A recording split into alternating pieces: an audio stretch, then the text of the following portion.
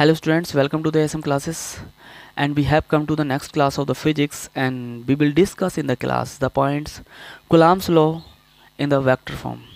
रुकिए, थोड़ा सब्र कीजिए, ऐसा नहीं है क्लास बाइलिंगुअल नहीं होने वाली है, बाइलिंगुअल क्लास होने वाली है। जो हमारे हिंदी मीडियम्स के स्टूडेंट्स हैं वो डर कर यहाँ से भागे नहीं। कई बार हिंदी मीडियम्स वाले बच्चों को इंग्लिश में कुछ भी समझ नहीं आता है, तो इसलिए ये क्लास का जो फॉर्मेट बनाया गया है वो बाइलिंगुअल बनाया गया है, दोनों ही लैंग्वेज में बनाया गया है, तो किसी को भी कहीं जाने की ज़रूरत नहीं है, सब कुछ यहाँ पर मिलने वाला है। तो जो इस क्लास का हमारा जो पहला पॉइंट है, पहला टॉपिक है, वो क्या है कि हमने कूलॉम के नियम को वेक्टर फॉर्म में पढ़ना है। मतलब हिंदी वाले जो स्टूडेंट्स प्रॉपरली जो बोलते हैं वो बोलते हैं कूलॉम के नियम का सदिश निरूपण। ठीक है, तो कूलॉम के नियम का सदिश निरूपण मतलब वेक्टर फॉर्म में पढ़ने से पहले कूलॉम के नियम को हमने थोड़ा सा टचमेंट में चलना है कि जब दो चार्ज पार्टिकल पास पास में आते हैं और वो सेम नेचर के होते हैं तो उनके बीच एक फोर्स एक्ट करता है, रिपल्सन फोर्स होता है, जिसे इलेक्ट्रोस्टैटिक्स रिपल्सन फोर्स कहते हैं। चाहे वो माइनस माइनस हो चाहे वो प्लस प्लस हो, होने चाहिए सेम नेचर के। तो इनके बीच क्या करता है, एक रिपल्सन फोर्स वर्क करता है F12, यहाँ पर F1 और F2 से यहाँ पर मैंने शो कर दिया है, और दोनों ही क्या होते हैं, इक्वल फोर्सेस होते हैं और रिपल्सन होते हैं, मतलब एक दूसरे को प्रतिकर्षित करते हैं। और जब चार्ज पार्टिकल अपोजिट नेचर के होते हैं तो उनके बीच एक इलेक्ट्रोस्टैटिक फोर्स काम करता है, लेकिन वो क्या होता है, अट्रैक्शन फोर्स होता है। मतलब एक दूसरे को क्या करते हैं, उस फोर्स के अकॉर्डिंग आकर्षित करते हैं। ठीक है, कूलॉम्स ने ये जो इलेक्ट्रोस्टैटिक फोर्स बताया था, कितना फोर्स लगेगा दो चार्ज पार्टिकल के बीच, चाहे वो अपोजिट नेचर के हों चाहे वो सेम नेचर के हों। तो कूलॉम ने बताया था जो मैग्नीट्यूड होता है फोर्स का वो कितना होता है कि Q1 Q2 अपॉन R²। ठीक है, यहाँ पर जो K होता है वो इलेक्ट्रोस्टैटिक कांस्टेंट होता है, जिसकी वैल्यू होती है 9 × 10⁹ न्यूटन मीटर स्क्वायर प्रति कूलॉम स्क्वायर। यहाँ पर Q1 Q2 is the magnitude of the charges and R is the distance between the charges. ठीक है, अब हमने सीधे वेक्टर फॉर्म पे आना है कि वेक्टर फॉर्म हम क्यों पढ़ रहे हैं आखिरकार। तो वेक्टर फॉर्म कूलॉम्स के नियम की इसलिए पढ़ रहे हैं क्योंकि कूलॉम्स के नियम में हम सिर्फ इतना ही जान पाए कि दो चार्जेस के बीच में कितने मैग्नीट्यूड का फोर्स वर्क करता है। सिर्फ मैग्नीट्यूड का हम पता लगा पाए, मतलब परिमाण का पता लगा पाए कि F बराबर Q1 Q2 अपॉन R², इतना फोर्स वर्क करता है। लेकिन इस फोर्स की हमने डायरेक्शन को नहीं जाना। डायरेक्शन को जानने के लिए हमने पढ़ना ज़रूरी होगा क्या, कूलॉम्स के नियम को वेक्टर फॉर्म में।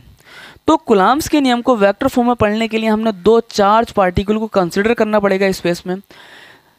सबसे फर्स्ट ऑफ ऑल मैं कंसिडर कर रहा हूँ एक Q1 पार्टिकल यहाँ पर रखा हुआ है और एक Q2 पार्टिकल चार्ज पार्टिकल यहाँ पर रखा हुआ है, और ये मान के चल रहे हैं कि दोनों जो चार्ज पार्टिकल हैं वो सेम नेचर के हैं। इसका मतलब आपको पता लग गया कि चार्ज पार्टिकल सेम नेचर के हैं, तो भाई यहाँ पर क्या होगा, इनके बीच एक रिपल्सन इलेक्ट्रोस्टैटिक फोर्स वर्क करेगा। ठीक, अब इनकी पोजीशन क्या होगी, पोजीशन बताने के लिए हमने एक ओरिजिन क्रिएट करना है अपनी तरफ से। हमने ओरिजिन, एक मूल बिंदु जिसे बोलते हैं, हमने यहाँ पर बना लिया। भाई किसी की भी पोजीशन शो करने के लिए पोजीशन बतानी ज़रूरी होगी, क्योंकि अगर मैं यहाँ पर दो स्टूडेंट्स को खड़ा करता हूँ, खड़ा करने के बाद बोलता है कि तुम्हारी पोजीशन क्या है भाई और तुम्हारी पोजीशन क्या है, तो वो कन्फ्यूज आ जाएंगे, कन्फ्यूज़न क्रिएट हो जाएगा उनके मन में कि सर क्या पूछ रहे हैं। क्योंकि भाई अपनी पोजीशन बताने के लिए कोई ना कोई रेफरेंस पॉइंट तो होना चाहिए। क्या अगर मैं उनसे कहूँ कि मेरे से आप कितनी दूर खड़े हैं, तो हाँ बता सकते हैं कि 2 मीटर, मैं 3 मीटर में, तो उनका रेफरेंस पॉइंट मैं हुआ ना। मुझे मानकर उन्होंने अपनी पोजीशन बता दी, उसने भी अपनी पोजीशन बता दी, तो इसलिए एक रेफरेंस पॉइंट हमने मानना ज़रूरी होता है किसी की पोजीशन बताने के लिए। तो यहाँ पर ओरिजिन को हमने रेफरेंस पॉइंट माना हुआ है, तो इस ओरिजिन के रिस्पेक्ट में इसका जो पोजीशन वेक्टर होगा, जो पोजीशन को दर्शाएगा, इसकी पोजीशन को शो करेगा, जो पोजीशन को बताएगा, वो क्या होगा, मानेंगे हम क्या, R1 वेक्टर। ठीक है, सेम एज दैट इस चार्ज पार्टिकल का भी एक पोजीशन वेक्टर होगा, जिसे मानेंगे हम क्या, R2 वेक्टर। ठीक, अब देखिए मैग्नीट्यूड में क्या होता है, जब हम दो चार्ज पार्टिकल के बिटवीन फोर्स कैलकुलेट करते हैं तो बीच में क्या आती है, उन दो चार्ज पार्टिकल के बीच की डिस्टेंस आती है। तो यहाँ पर डिस्टेंस जो मानेंगे हम डिस्प्लेसमेंट वेक्टर को मानेंगे। तो इन दोनों के बीच की डिस्टेंस चाहिए, तो डिस्टेंस का मतलब डिस्प्लेसमेंट वेक्टर मतलब विस्थापन सदिश। तो जब Q1 से Q2 की ओर चलेंगे, इनकी बीच की दूरी लेंगे, तो क्या होगा, हम मानेंगे कि डिस्प्लेसमेंट वेक्टर कौन सा है, R12, ठीक है। और जब Q2 से Q1 की ओर चलेंगे तो यहाँ पर एक डिस्प्लेसमेंट वेक्टर क्रिएट होगा, मानेंगे क्या, R21 वेक्टर। R12 वेक्टर की जो डायरेक्शन होगी वो 1 से 2 की ओर होगी, और वेक्टर R21 की जो डायरेक्शन होगी वो 2 से 1 की तरफ होगी, सही है। आपको मैंने बता ही दिया है कि जो Q1 Q2 चार्ज पार्टिकल है वो सेम नेचर के हैं, इसलिए इन पर जो फोर्स वर्क करेगा वो कौन सा करेगा, वो रिपल्सन फोर्स वर्क करेगा। लेकिन करेगा कौन सा, मतलब कहाँ पर करेगा, देखिए जो लाइन इन दोनों चार्ज पार्टिकल को मिला रही है, ज्वाइन कर रही है, इस लाइन के आउटवर्ड डायरेक्शन में ही वर्क करेगा। ऐसा नहीं है कि इधर को कर दिया इधर को कर दिया, तो इस पर एक वर्क करेगा, एक फोर्स वर्क करेगा, किधर की ओर, इधर की ओर, जिसका जो नाम दे रहे हैं हम, क्या दे रहे हैं, F21, ओके। इस पर भी एक फोर्स वर्क करेगा, वो किधर की डायरेक्शन में, इन दोनों चार्ज पार्टिकल को मिलाने की जो लाइन है उसके आउटवर्ड डायरेक्शन में, F12, ठीक है। यहाँ पर बच्चे सबसे ज़्यादा कंफ्यूज होते हैं कहाँ पर, कि सर जो F12 है और वेक्टर F21 है, इसका मीन्स क्या होता है, मतलब क्या होता है। तो देखिए इसका मतलब बता देता हूँ कि F12 का मतलब है कि force on charge 1 due to the charge 2। मतलब हिंदी वाले स्टूडेंट समझें कि Q2 के कारण Q1 पर बल, Q1 पर किस पर बल लग रहा है, Q1 पर, F12 का मतलब किसके कारण, Q2 के कारण। अब F21 का मतलब है कि force on the charge particle Q2 due to the Q1, okay. मतलब Q1 के कारण Q2 पर बल, ये आ गया, ओके। तो अब आगे बढ़ते हैं अब हम एक वेक्टर फॉर्म में कूलम्ब्स के नियम को अगर लिखेंगे तो क्या लिखेंगे, देखिए vector F12 equal to K Q1 Q2 upon नीचे क्या आएगा, नीचे देखिए, नीचे डिस्टेंस का स्क्वायर होता है, दो चार्ज के बिटवीन जो डिस्टेंस होती है उसका स्क्वायर होता है। तो यहाँ पर तो डिस्टेंस है नहीं, यहाँ पर तो हमने डिस्प्लेसमेंट वेक्टर कंसिडर किए हैं, और वो भी दो वेक्टर कंसिडर किए हैं। तो कौन सा वेक्टर नीचे लिखा जाएगा, तो नीचे हमने जानना जरूरी है। देखिए हमने यहाँ पर कौन सा फोर्स कंसिडर किया हुआ है, यहाँ पर F12 किया हुआ है, तो F12 की डायरेक्शन में जो डिस्प्लेसमेंट वेक्टर आएगा हमने वो लिखना होगा। तो इसकी डायरेक्शन में नीचे वाला मतलब वेक्टर R21 इसकी डायरेक्शन में है, तो नीचे वेक्टर R21 लिखा जाएगा, वो भी मोड में लिखा जाएगा और इसका स्क्वायर हो जाएगा। मोड में क्यों लिखा, क्योंकि हमने यहाँ पर मैग्नीट्यूड लेना है, यहाँ पर परिमाण लेना है, यहाँ पर दूरी लेनी है। दूरी तो शो करते हैं हम परिमाण से, मतलब मोड से, ये जानते हैं ना आप। तो देखिए अब जब हमने मैग्नीट्यूड ले लिया है तो मैग्नीट्यूड की कोई डायरेक्शन होती नहीं है। अगर ये वेक्टर फॉर्म में लिखा हुआ होता तो डायरेक्शन होती, तब डायरेक्शन लिखने की कोई ज़रूरत नहीं थी। लेकिन यहाँ पर जब मोड ले लिया तो इसकी डायरेक्शन लिखना भी ज़रूरी होगा। और इसकी डायरेक्शन कैसे लिखी जाएगी, यूनिट वेक्टर से लिखी जाएगी। यूनिट वेक्टर मतलब इसी का यूनिट वेक्टर लिखा जाएगा कितना, R⁻²1। R⁻ यहाँ पर क्या यूनिट वेक्टर, जिसका परिमाण जिसका मैग्नीट्यूड कितना हो, 1 हो। इससे कोई फर्क नहीं पड़ता, बस सिर्फ और सिर्फ ये डायरेक्शन दिखाता है किसकी, इस वाले वेक्टर की। अब इसके ये किसे शो कर रहा है, इसकी वेक्टर की डायरेक्शन को, किधर की ओर, इधर की ओर। और हम जानते ही जो इसकी डायरेक्शन होगी वो इसकी डायरेक्शन होगी। ओवरऑल क्या बता रहा है, जो R⁻²1 जो शो कर रहा है, ये वाला यूनिट वेक्टर जो शो कर रहा है वो क्या कर रहा है, इसकी डायरेक्शन को शो कर रहा है। और हम जानते हैं यूनिट वेक्टर का जो फॉर्मूला होता है वो होता है A⁻ equal to vector A upon mod of vector A. तो हम इसकी जगह क्या लिख सकते हैं, आप सब जानते हैं, क्या लिख सकते हैं बेटे बताओ, F12 equal to K Q1 Q2 upon mod of R21 का होल स्क्वायर इंटू, यहाँ पर कितना आएगा according to this, R21 vector upon mod of R21, okay. यहाँ पर दोनों मिलकर कितने हो जाएंगे, यहाँ पर F12 vector equal to K Q1 Q2 upon mod of R21 का whole cube into vector R21, ठीक है। अब देखिए यहाँ पर इसे इक्वेशन नंबर 1 क्रिएट कर लीजिए। अगर हम इस डिस्प्लेसमेंट वेक्टर को पोजीशन वेक्टर की फॉर्म में लिखना चाहें तो हम कैसे लिखेंगे, हम लिखेंगे वेक्टर एडिशन के ट्राइंगल लॉ से। वेक्टर एडिशन का ट्राइंगल लॉ कहता है कि भाई अगर दो वेक्टर, इधर देखिए दो वेक्टर कंटिन्यूस हैं, मतलब सेम डायरेक्शन में है, ये मान लिया जाए ए, ये मान लिया जाए वी, तो इस ट्रायंगल को पूरा करने वाला जो थर्ड वेक्टर होगा वो अपोजिट डायरेक्शन में होना चाहिए इनकी। तो ये जो अपोजिट डायरेक्शन में ये जो वेक्टर होता है वो इन दोनों वेक्टरों के सम को प्रदर्शित करता है, सम को शो करता है। दैट मीन्स अगर इसे सी मान लें तो यहाँ पर a plus b equal to c, ये हो जाएगा। ठीक है, अब आते हैं यहाँ पर, हम इसके अकॉर्डिंग चलेंगे तो कौन सा वेक्टर था, देखिए यहाँ से चले इस डायरेक्शन में, ये इसकी डायरेक्शन ये थी इस वाले पोजीशन वेक्टर की, फिर इस डिस्प्लेसमेंट वेक्टर की डायरेक्शन ये, तो ये वाला वेक्टर और ये वाला वेक्टर दोनों सेम डायरेक्शन में, इनके रिजल्टेंट को जो पूरा कर रहा है वो कौन सा पोजीशन वेक्टर कर रहा है, इस वाला पोजीशन वेक्टर। तो इसका और इसका सम किसके बराबर होगा, इसके सम के बराबर होगा ना। तो यहाँ पर क्या आ जाएगा, देखिए यहाँ पर आ जाएगा कितना, वेक्टर R2, देखिए R2 plus vector R21 equal to क्या आएगा, R1।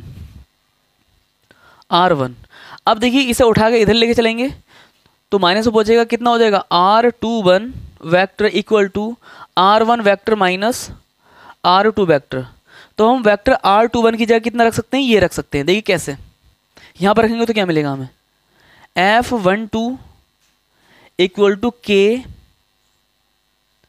Q1 Q2 अपॉन, इसकी जगह वो रखेंगे R21 क्यों रखेंगे भाई, R1 माइनस R2 मोड का होल क्यूब इनटू यहाँ पर कितना आएगा, R1 माइनस R2 वेक्टर। ठीक है, इतना आ गया। इसे इक्वेशन नंबर 2 क्रिएट करिए। सेम एज दैट ये जो फोर्स नहीं, ये वाला फोर्स है वेक्टर F21 है, सेम एज दैट वैसे निकलेगा। यहाँ पर क्या होगा, देखिए F21 equal to K Q1 Q2 upon, यहाँ पर कौन सा डिस्प्लेसमेंट वेक्टर आएगा, देखिए जो इस फोर्स की डायरेक्शन में होगा, तो F मतलब R12 है, तो यहाँ पर मोड ऑफ R12 वेक्टर का होल स्क्वायर इनटू यहाँ पर यूनिट वेक्टर जो इसकी डायरेक्शन दिखाएगा, क्योंकि इस वेक्टर को हमने कैसे लिख लिया, मैग्नीट्यूड फॉर्म में लिख लिया। मैग्नीट्यूड फॉर्म में लिखे तो इसकी डायरेक्शन खत्म, तो इसकी डायरेक्शन शो करने के लिए इसका एक यूनिट वेक्टर लिखेंगे यहाँ पर 1 2। ठीक है, अब ये किसे शो कर रहा है, ये इसकी डायरेक्शन शो कर रहा है, और ये किसे शो करता है, वो ये इसकी डायरेक्शन शो करता है। तो ओवरऑल इसने किसे शो किया, इसकी डायरेक्शन को शो किया। ठीक है, अब हम जानते हैं इसे कैसे लिख सकते हैं, इस फॉर्मूले के अकॉर्डिंग। देखिए ध्यान से, F21 equal to K Q1 Q2 upon R12 into vector R12 upon mod of vector R12। ठीक है, तो दोनों मिलकर यहां पर लिख रहा हूं, क्या बना लेंगे, ये vector F21 equal to K Q1 Q2 upon mod of कितना बेटे बताओ, यहां पर मोड ऑफ R12 का whole cube into vector R12। Okay, ये आ गया। अगर हम देखिए इसे पोजीशन वेक्टर फॉर्म में लिखना चाहते हो तो कैसे लिखेंगे, देखिए दो वेक्टर एडिशन का ट्रायंगल लगाएंगे। देखिए इधर से चलो इधर को, तो देखिए यहाँ से इधर चले, ये इधर को जो जा रहा है ये डिस्प्लेसमेंट वेक्टर, तो इसे पूरा करने वाला ये अपोजिट डायरेक्शन में, देखिए इधर को, तो R1 प्लस R12 यहाँ लिख रहा हूँ। देखिए क्या लिखा जाएगा, R1 उधर से देखें, R1 plus R12 plus R12 equal to R2, इसे उठाकर उधर लेके जाइए तो क्या हो जाएगा, R12 equal to R2 minus R1, यही तो लिखा जाएगा। डन, समझ रहे हैं इस बात को, तो यहां पर लिख दीजिए तो क्या मिलेगा, F21 equal to K Q1 Q2 upon mod of R2 minus R1 का whole cube into R2 minus R1 vector. ठीक है, लिख दिया। इक्वेशन नंबर यहाँ पर इसे कितना क्रिएट करना है, इसे 3 क्रिएट कर लेते हैं। चलिए ठीक है, इतना आ गया। अब देखिए ध्यान से देखें, आप क्या है सीन यहाँ पर, इसे मिटा देना, ये ट्रायंगल वो समझाया था, इसे मिटा देते हैं। फ्रॉम इक्वेशन सेकेंड, तो इक्वेशन सेकेंड ये है, देखिए तो F12 वेक्टर इक्वल टू, यहाँ से अगर माइनस कॉमन निकाला जाए इधर से तो माइनस के Q1 Q2 अपॉन, पहले यहाँ से निकाल लेते तो यहाँ पर कितना हो जाएगा R1 नहीं हो जाएगा R2 माइनस R1। यहाँ पर देखिए नीचे भी चेंज होगा ना, तो देखिए नीचे मैग्नीट्यूड लिखा होगा, मैग्नीट्यूड में माइनस कॉमन निकालो या ना निकालो बात वही होती है, क्योंकि इसका मैग्नीट्यूड चाहे माइनस में हो चाहे प्लस में हो सेम आता है। तो यहाँ पर इतने का इतने रहेगा, यहाँ पर चेंज भी कर सकते हैं R21 R2 माइनस R1, इस पर माइनस कॉमन निकलने के बाद कोई फर्क नहीं पड़ता मैग्नीट्यूड पर। तो अब देखेंगे यहाँ पर ये कितना हो गया है, ये कितना हो गया, ये हो गया देखिए इसके बराबर, हो गया नहीं हो गया, देखिए यहाँ पर देखें ध्यान से, ये इसके बराबर हो गया। तो यहाँ पर क्या लिख सकते हैं हम, vector F12 equal to minus vector F21। ओके, तो यहाँ से क्या हमने फील किया, क्या मिला यहाँ से कि यहाँ पर दोनों फोर्स लग रहे हैं लेकिन अपोजिट डायरेक्शन में लग रहे हैं। तो यहाँ पर एक क्रिया प्रतिक्रिया का नियम, न्यूटन का थर्ड लॉ पढ़ा था हमने, एक्शन रिएक्शन का लॉ जो कहते हैं। तो ये जो कूलम्ब्स लॉ है वो किसके अकॉर्डिंग काम करता है, न्यूटन के थर्ड लॉ के अकॉर्डिंग काम करता है। ठीक है, तो इसकी कुछ कंडीशन है हमने वो पढ़ लेनी है। यहाँ पर यहाँ तक समझ में आया आपको, बहुत बेहतरीन।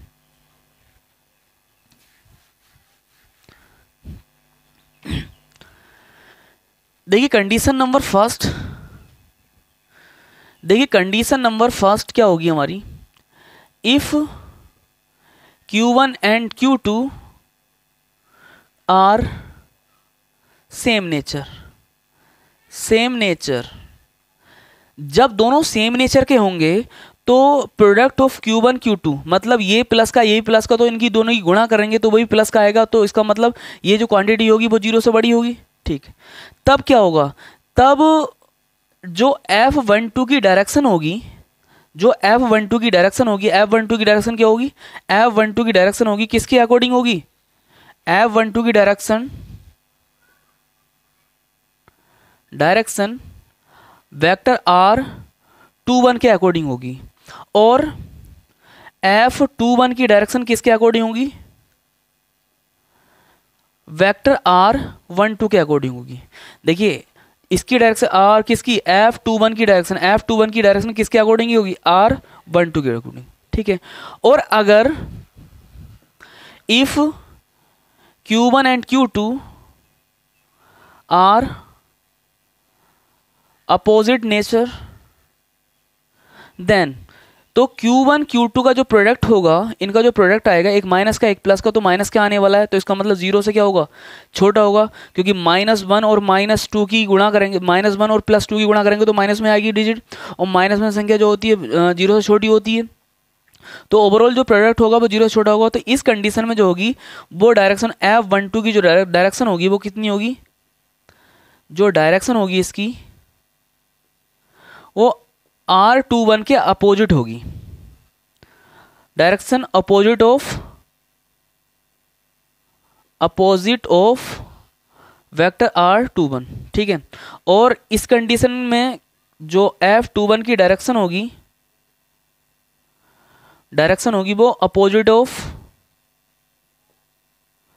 R12 होगी। ठीक है, तो यह हमने जो पढ़ लिया है